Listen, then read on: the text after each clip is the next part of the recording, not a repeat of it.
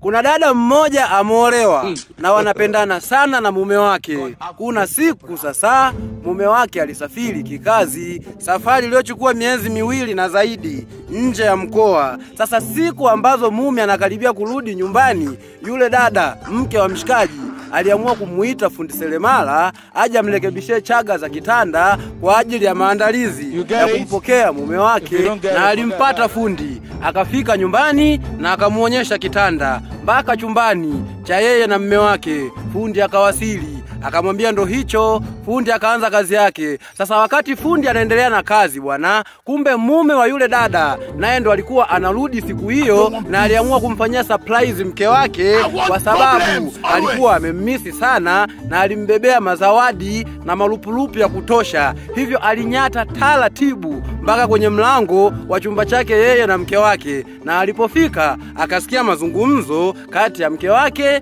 na fundi seremala. Na hayo mazungumzo yalikuwa hivi: mke wa mshikaji alimwambia fundi, fanya haraka eti hivi unajua mume wangu anakaribia kurudi na haieleweki atarudi lini. Fundi akamjibu, sawa, namalizia sasa hivi, sema sasa nisaidie kuchomeka vizuri huo upande wako, akiashiria chaga. Mke wa mshikaji, jamani mbona haingii? Fundi, pole pole, taratibu ingiza tena kwa upande. Mke wa mshikaji, kumbe ndo hivyo, basi na wewe huko sukuma kwa nguvu. Fundi, sawa, taratibu usije ukaumia. Mke wa mshikaji, hakuna shida, imeingia tayari. Wakati huo mshikaji yupo mlangoni anasikia kila kitu.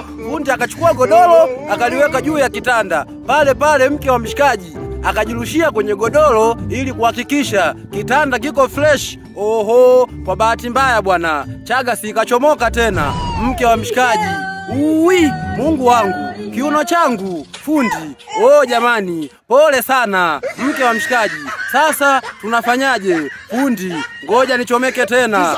Mke wa mshikaji, we baba wewe, utaacha mume wangu afike na bado hatujamaliza. Fundi, usiwe na wasiwasi, namalizia sasa hivi, kwa sababu kazi ya mara ya pili inakuwaga sio nzito kama ya mara ya kwanza. Basi bwana, baada ya muda mchache fundi akamaliza kazi yake na akamwambia yule dada, kazi yako imeisha na kuona jinsi ulivyofurahi. Fundi huyo anatoka, ile kutoka tu anakutana na mume wa mshikaji amekunja sura kama amelamba limau.